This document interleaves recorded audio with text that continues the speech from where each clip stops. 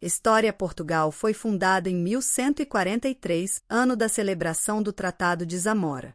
O tratado, assinado entre D. Afonso Henriques, primeiro rei de Portugal, e Afonso VII de Leão e Castela, reconhece o Estatuto Jurídico de Portugal como reino independente. Em 1179 esse estatuto foi confirmado pelo Papa Alexandre III. Durante os séculos XII e XIII os reis portugueses foram alargando as fronteiras até a conquista do Algarve, consolidando um território praticamente inalterado até hoje. Com as fronteiras definidas, Portugal começou a olhar para dentro. Em finais do século XIII o rei de Diniz criou a prestigiada Universidade de Coimbra, uma das mais antigas da Europa. Nos centros mais importantes edificaram-se castelos, palácios e catedrais, e sedimentou-se a administração territorial. Em 1385, na sequência de um movimento popular, João I foi aclamado rei, iniciando-se a segunda dinastia. Os filhos de João I e de Filipa de Lencastre seriam apelidados em Os Lusíadas, de Luís Vaz de Camões, de ínclita geração, altos infantes, pela instrução, humanismo e qualidades governativas que demonstraram. De entre eles, um ficou conhecido para a história como visionário e principal obreiro dos descobrimentos, uma das grandes aventuras da humanidade. Graças ao ímpeto do infante de Henrique, também conhecido como Henrique o Navegador, as caravelas portuguesas cruzaram os mares, fazendo uso dos melhores conhecimentos científicos e práticos da altura. Durante os séculos XIV, XV e XVI navegaram até a África, ao longínquo Oriente e às profundezas do continente sul-americano. Conquistaram terras, amealharam riquezas e trouxeram para a Europa coisas jamais vistas. Em 1498 Vasco da Gama descobriu o caminho marítimo para a Índia, e em 1500 Pedro Álvares Cabral chegou ao Brasil. Os portugueses chegariam ainda a Omã, 1508, a Malásia, 1511, a Timor, 1512, a China, 1513 e ao Japão, 1543. Foi também um português, Fernão de Magalhães, que planeou e comandou, entre 1519 e 1522, a primeira viagem de circunnavegação do globo. Terá sido, talvez, o início da globalização. Para celebrar esta era, e em particular a chegada à Índia, o rei D. Manuel mandou erigir o Mosteiro dos Jerônimos, obra singular na qual se destacam os motivos náuticos, e integrou a esfera armilar na bandeira portuguesa. O pequeno reino era agora o maior império do mundo. Em Portugal juntavam-se sábios e mercenários, cientistas e pintores, comerciantes e poetas, escravos e príncipes. Mas tal poder e riqueza culminaram na trágica morte do jovem rei de Sebastião, numa batalha em Alcácer Quibir, no norte de África. O trono então vago foi ocupado pela dinastia espanhola dos Felipes, que juntaram os dois estados durante 60 anos de união pessoal. Em 1640 Portugal voltou a ter um rei português, João IV, que restaurou a independência. No século XVIII, João V, rei absolutista e amante das artes, mandou construir em Mafra um grandioso convento-palácio e, em Lisboa, o Aqueduto das Águas Livres. Contudo, a luxuosa e exótica capital do reino desapareceu quase completamente em 1755 devido a um devastador terremoto. Foi o Marquês de Pombal, ministro do rei José, quem inventou uma nova Lisboa, monumental e melhor preparada para enfrentar as fúrias da natureza.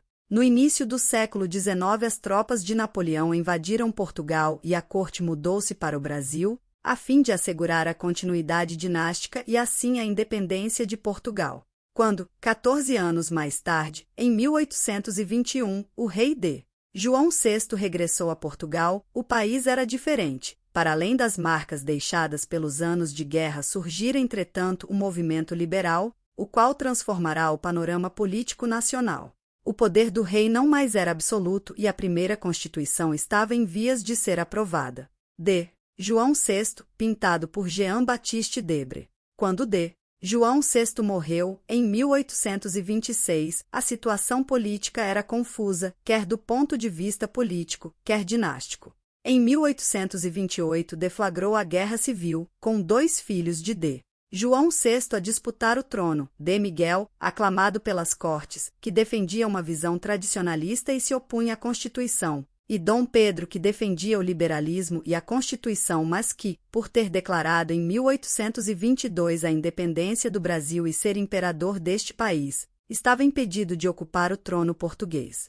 A disputa seria finalmente decidida em 1834, com a Convenção de Évora Monte, que acabou com a Guerra Civil e determinou o regresso a uma versão liberal e constitucional da monarquia portuguesa. As ideias republicanas começaram a ganhar cada vez mais força a partir dos finais do século XIX. Na sequência do regicídio de D. Carlos em 1908 e da Revolução de 5 de outubro de 1910, a República acabou por ser instaurada. Dom Manuel II foi o último rei de Portugal e Teófilo Braga o primeiro chefe de Estado republicano, na qualidade de presidente do governo provisório. Manuel de Arriaga foi o primeiro presidente eleito da República Portuguesa. Depois de um período conturbado e da participação portuguesa na Primeira Guerra Mundial, deu-se a 28 de maio de 1926 um golpe militar que pôs fim à Primeira República. Iniciou-se então um período de ditadura militar que terminou com a aprovação da Constituição de 1933. Através desta foi instaurado o Estado Novo, regime autoritário, corporativista e de partido único dominado pela figura de Antônio Oliveira Salazar, que governou o país durante quase meio século. A 25 de abril de 1974, a Revolução dos Cravos devolveu a liberdade e a democracia aos portugueses, rapidamente reconhecendo a independência das antigas colônias em África. De novo dentro das suas fronteiras originais, Portugal tornou a virar-se para a Europa. Em 1986 o país aderiu à CEE, Comunidade Econômica Europeia e, desde então, os portugueses têm participado com entusiasmo na construção de uma nova Europa, sem contudo esquecerem a sua história, o seu caráter e as suas tradições. Esse é o vídeo de hoje, então se inscreva no canal Vida em Portugal com Cardoso e siga-nos nas redes sociais TikTok Vida com Cardoso em Portugal, Facebook Clélia.Claire, Instagram Cleia_Claire. Seja bem-vinda ao meu mundo encantado, onde a diversão está sempre garantida. Vem comigo nessa viagem alucinante, no canal Vida com Cardoso em Portugal. Se inscreva no canal para ficar legal. Comenta, compartilha, ativa o sininho. Vem se divertir comigo a nosso trio. No YouTube juntos vamos conquistar o brilho. Bem-vindo ao canal, é um prazer conhecer você. Vamos passear por praias e castelos, você vai gostar de ver. Compartilhe com a galera, deixe seu comentário aqui. Dê o seu like, ative o sininho e venha se divertir.